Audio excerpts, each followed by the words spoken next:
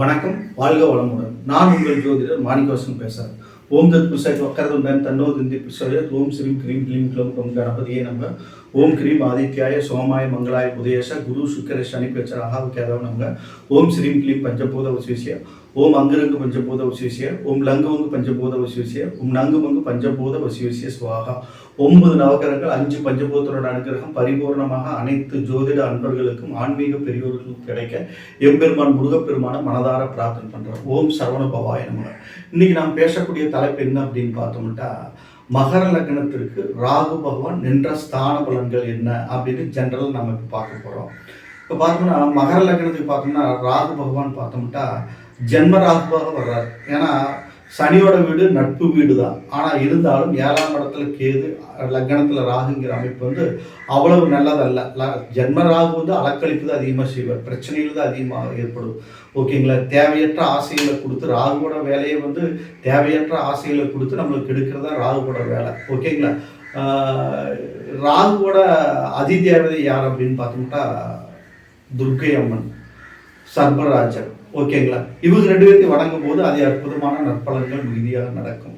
அப்புறம் மேலும் பார்த்தோம், நம்ம தரிசனம் பண்ண வேண்டிய ஸ்தலங்கள் அப்படின்னு என்னென்னு பார்த்தோம்னா திருநாகேஸ்வரம், காலஸ்திரி, திருப்பாம்புபுரம், கேரளா மாநிலம் மன்னர் சாலா, பாம்பு மேற்காடு, சுப்பிரமணியா, கர்நாடகா மாநிலத்தில் சுப்பிரமணியா, இந்த ஸ்தலங்கள் எல்லாம் போயிட்டு முறையான ராகுகேது பரிகார பூஜைகள் செய்யும்போது அதி அற்புதமான நற்பலன்கள் மிகுதியாக நடக்கும். அதே மாதிரி ஜென்மத்தில் ராகு பொதுவாகவே இருந்துட்டா, குரு பார்வை பெற்று இருந்துட்டாருன்ட்டா, குரு சேர்க்கை இருக்கக்கூடாது. குரு பார்வை பெற்று இருந்துட்டாருன்னா நற்பலன்கள் நடக்கும். அந்த தோஷங்கள் எல்லாம் விலகி நற்பலன்கள் நல்ல சிந்தனைகள் எல்லாம் ஏற்பட்டுரும். ஓகேங்களா? குருவோட சேர்ந்தா குரு சாண்டால தோஷங்கிற அமைப்பில் பலன்கள் கெடுபலன் ஆயிடும். அதே குரு பார்த்தாருன்னா சகல தோஷங்களும் நிவர்த்தி ஆகக்கூடிய ஒரு அதி அற்புதமான பலன்கள் நடக்க ஆரம்பிச்சிடும். ராகுனாலேயே நன்மைகள் ஏற்பட்டுரும். ஓகேங்களா? அடுத்தது பார்த்தோம்னா 2ஆம் இடம் குடும்பஸ்தானம், வாக்குஸ்தானம். இந்த இடத்துல ராகு பகவான் நின்னார்னா, ஓகேங்களா, நின்னார்னா குடும்ப உறவுகள் மூலமாக சண்டை சச்சரவு, போராட்ட பிரச்சனைகள் இதெல்லாம் ஏற்படும். இன்னொன்று மகர லக்னத்துக்கு ராகு நட்பு கிரகம் அப்படிங்கிறதுனால நம்மளுக்கு அந்த அளவுக்கு பெரிய பிரச்சனைகளை தரமாட்டார் நண்பனுங்கிற வழியில். ஆனால் அந்த ஸ்தானத்துக்கு ராகு உட்காரும் போது இந்த வேலைகளை கட்டாயம் செய்வார். ஓகேங்களா? பிரச்சனைகள் அதிகமாக ஏற்படும். குடும்பஸ்தானத்தில் தான் 2 ராகு 8ல் கேது இருந்தாலும் நம்மளுக்கு பிரச்சனைகள் அதிகம், சண்டை சச்சரவுகள் ஏற்படும், பிரச்சனைகள் அதிகமாக ஏற்படும். அந்த திசைகள் வரும்போது, அந்த புத்திகள் வரும்போது, எந்த திசை நடந்தாலும் அந்த புத்தி வரும்போது அதனுடைய வேலைகளை செய்யும். ஓகேங்களா? அதனால அந்த டைம்ல ஜாதகத்தை பார்த்து எந்த திசை நடந்தாலும் சரி, அந்த ராகுவோட புத்தியோ கேதுவோட புத்தியோ வரும்போது நான் சொன்ன அந்த கோயில்களுக்கெல்லாம் போய் வழிபாடுகள் செய்யும் போது அற்புதமான பலாபலங்கள் நடக்கும். மேலும் உங்கள் ஜாதகத்துல ராகு நின்ற ராசிக்கு அதிபதி அந்த சனி 2ஆம் இடத்துல இருக்காரு, அவர் என்ன பொசிஷன் இருக்காரு, அவர் நின்ற நட்சத்திர அதிபதி என்ன பொசிஷன் இருக்காரு, அல்லது சனிக்கோ அல்லது அவர் நின்ற நட்சத்திர அதிபதிக்கோ குரு பார்வை கிடைத்தாலோ அல்லது ராகுக்கு குரு பார்வை கிடைச்சா கூட நற்பலன்கள் மிகுதியாக நடக்கும். கஷ்டங்கள் அதிகமாக இருக்காது. ஓகேங்களா? அடுத்தது பார்த்தோம்னா பொதுவாக ராகுக்கு 3ஆம் இடம் தைரிய வீதி வெற்றி ஸ்தானம், குரு வீடு. ஓகேங்களா? இங்க அதே அற்புதமான நற்பலன்கள் நடக்கும். போட்டி பந்தயங்களை வெற்றி, சகல காரியங்களில் வெற்றி ஏற்படுறது. ஓகேங்களா? இதெல்லாம் நன்மைகள் அதிகமாக நடக்கும். ஒன்றும் பிரச்சனை இல்லை. பொதுவாக ராகு 3, 6, 11 இருக்கும்போது நற்பலன்கள் மிகுதியாக நடக்கும். ஓகேங்களா? இன்னொரு விஷயம், ராகு பிறந்த ஜாதகத்தில் இருக்கிற ராகு தனிச்சு நின்றாருனா இந்த பலன்கள் பொருந்தும். அதே அவரோட வேற ஏதாவது ஒரு பாவகிரகங்கள் சேர்ந்திருந்தாலோ, நின்ற ராசிக்கு அதிபதி கெட்டு போய் நின்னாலோ, 6, 8, 12 கெட்டு போய் நின்னாலோ, அல்லது குரு பார்வை இல்லாமல் இருந்தாலும் பிரச்சனைகள் அதிகமாகும். அந்த அளவுக்கு நற்பலன்கள் மிகுதியாக நடக்கணும்னா சொல்ல முடியாது. ஆவரேஜா நடக்கும். சேரும் கிரகத்தை பொறுத்து பலன்கள் மாறுபட்டுரும். ஓகேங்களா? அடுத்தது 4ஆம் இடம். 4ஆம் இடம் செவ்வாயோட வீடு. இந்த இடத்துல இருக்கும்போது பார்த்தோம்னா பகை வீடு, ராகுக்கு பகை வீடு, செவ்வாய் வீடு. அந்த இடத்துல இருக்கும்போது நம்மளுக்கு குடும்ப உறவுகள் மூலமாக பிரச்சனை, சண்டை சச்சரவு. அந்த ஸ்தானம் பார்த்தோம்னா வீடு, வாசல், சொத்து, சுகம், வண்டி, வாகனங்களை சொல்லக்கூடிய இடம், சுகபோகங்களை சொல்லக்கூடிய ஒரு இடம், சுகஸ்தானம். 4ஆம் இடம் தாயாரை பற்றி சொல்லக்கூடிய ஒரு இடம். அந்த இடத்துல இருக்கும்போது அந்த ஸ்தானங்கள் எல்லாம் நம்மளுக்கு கெடுபலங்கள் நடக்கும். நான் இப்போ என்னென்ன சொன்னனோ அந்த ஸ்தானம், அந்த 4ஆம் இடத்துக்கு உண்டான அத்தனை விஷயங்களே நம்மளுக்கு பிரச்சனைகள் அதிகமாக ஏற்படும். வீடு வாசலாக நிறைய வீடு வாசலை கொடுத்து அதன் மூலமாக கெடுக்க ஆரம்பிச்சிடும். ராகுன்னா கொடுத்து கெடுப்பவர். ஓகேங்களா? தாயாருக்கா நல்லா உடல் உபாதைகள், உடல் பிரச்சனைகள் இதெல்லாம் ஏற்பட்டு மருத்துவ செலவுகள்லாம் அதிகமாக வரும். ஓகேங்களா? ரொம்ப கேர்ஃபுல்லாக இருக்கணும். சுப்பிரமணியா போய், ஏன்னா செவ்வாயோட வீடு, சுப்பிரமணியா போய் அங்கே பரிகார பூஜைகள் செய்கிறது, முருகப்பெருமான் வழிபாடுகள் எல்லாம் முருகன் பிரசித்தி பெற்ற முருகன் ஸ்தலங்கள் எல்லாம் போயிட்டு வழிபாடுகள் வைக்கிறது, ராகுவோட சேத்திரங்களில் போய் வழிபாடுகள் வைக்கிறது, இதெல்லாம் ஒரு அந்த கெடுபலன்கள் குறைந்து நற்பலன்கள் நடக்கிறதுக்கு அதிக வாய்ப்பு. ஓகேங்களா. அடுத்தது 5ஆம் இடம் பூர்வ ஸ்தானம், சுக்கிரனோட வீடு. அந்த இடத்துல ராகு இருக்கும்போது புத்திரர்கள் மூலமாக பிரச்சனைகள் அதிகமாக ஏற்படும். 5ஆம் இடம் திரிகோணத்தில் பாவகிரகங்கள் இருக்கக்கூடாதுங்கிறதுனால அந்த இடத்துல ராகு இருக்கும்போது நம்மளுக்கு பிரச்சனைகள் அதிகமாகும். சுக்கிரனோட நட்பு வீடாக இருந்தாலும் கூட அந்த இடத்துல காதல் உணர்வுகளை கொடுத்து நல்ல அந்த திருமண வயதில் இருக்கிறவங்களுக்கெல்லாம் காதல் எண்ணங்களை கொடுத்து தவறான வழியில் போக வச்சு பிரச்சனைகள் ஏற்படுத்துவார். புத்திரர்களை கொடுத்து கல்யாணம் ஆனவங்களாக இருந்தால் புத்திரர்கள் கொடுத்து புத்திரர்கள் மூலமாக நிறைய பிரச்சனைகள் எல்லாம் கொடுப்பார். ஓகேங்களா. கொடுத்து கெடுப்பவர் தானே ராகு. ஓகேங்களா. அதனால அந்த இடத்துல நம்மளுக்கு பிரச்சனைகள் அதிகமாகும். அதே மாதிரி ஒரு மிடில் ஏஜில் இருக்கிறவங்களுக்கெல்லாம் தவறான உறவுகள் எல்லாம் ஏற்படுத்தி கொடுத்துருவார். 5ஆம் இடம்ங்கிறது மனசு சம்மந்தப்பட்ட ஒரு இடம். அதனால 5ல் ராகு இருக்கும்போது நம்ம ரொம்ப கேர்ஃபுல்லாக இருக்கணும். ஓகேங்களா. வழிபாடுகள் வச்சுக்கணும். சுக்கிரனோட வீடுங்கிறதும் ரொம்ப கேர்ஃபுல்லாக இருக்கணும். மகர லக்னக்காரங்க 5ஆம் இடத்துல ராகு இருக்கும்போது ரொம்ப கேர்ஃபுல்லாக இருக்கணும். ஓகேங்களா.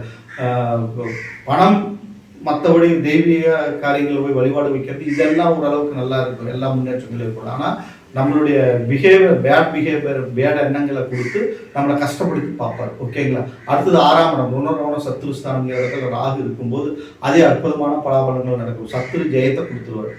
கெட்டவன் கெட்டஸ்தானம் ஏறி நின்றால் கிட்டிடும் ராஜ்யங்கிற மாதிரி 6ஆம் இடத்துல ராகு இருக்கும்போது புதனோட வீடு அதே அற்புதமான நற்பலன்கள் நடக்கும். தனிச்சு நிற்கும் போது ஓகேங்களா இந்த பலன்கள் பொருந்தும்.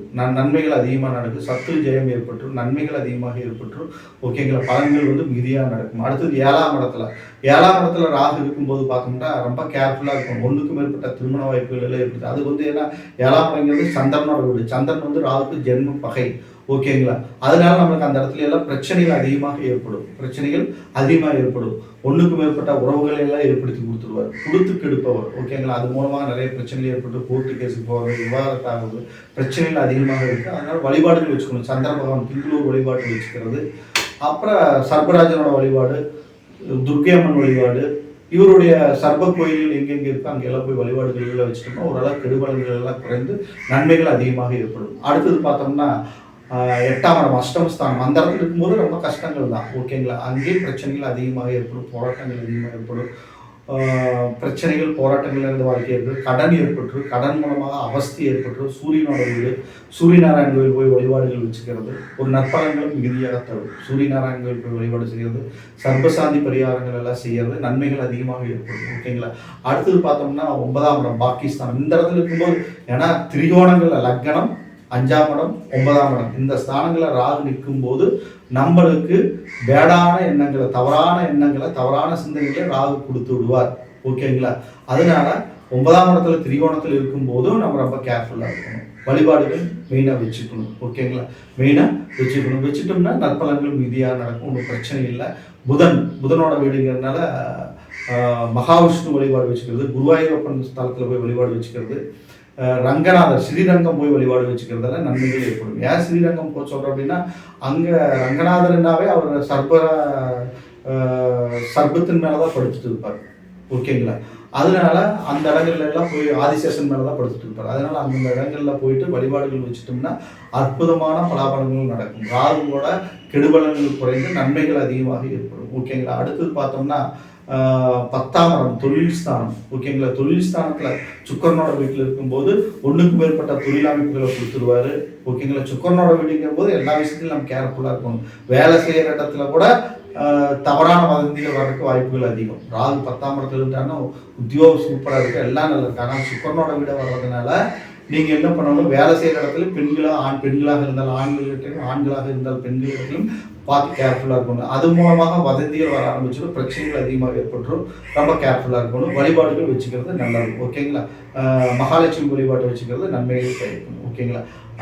அடுத்தது சர்பராஜனோட வழிபாடுகள் வச்சுட்டா தொழிலில் நல்ல முன்னேற்றங்கள் இருக்கும். 1க்கு மேற்பட்ட தொழில் ஏற்பட்டு நற்பலன்கள் மகதியாக இருக்கு.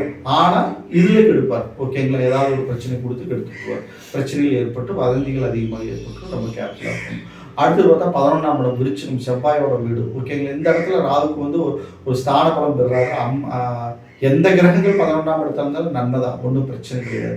ஓகேங்களா, நல்ல லாபங்கள் மேலோங்கி நிற்கும். முருகப்பெருமான் வழிபாட்டையும் ராகு பகவான் வழிபாட்டையும் வச்சுட்டோம்னா நன்மைகள் அதிகமாக நடக்கும். அடுத்தது பார்த்தோம்னா 12ஆம் இடம். 12ஆம் இடம்ங்கிறது குருவோட வீடு. இங்கே வந்து ஆவரேஜாக நடக்கும், நன்மை தீமை ரெண்டுமே கலந்து தான் நடக்கும். ஓகேங்களா, அதனால குரு ஆலங்குடி வழிபாட்டையும் திருநாகேஸ்வர வழிபாட்டையும் வச்சுட்டோம்னா ஓரளவுக்கு நற்பலன்கள் மீதியாக நடக்கும். ஓகேங்களா, இப்போ ராகு பகவான் 12 ஸ்தானங்களில் நின்ற பொதுவான பலாபலன்களை பார்த்தோம்.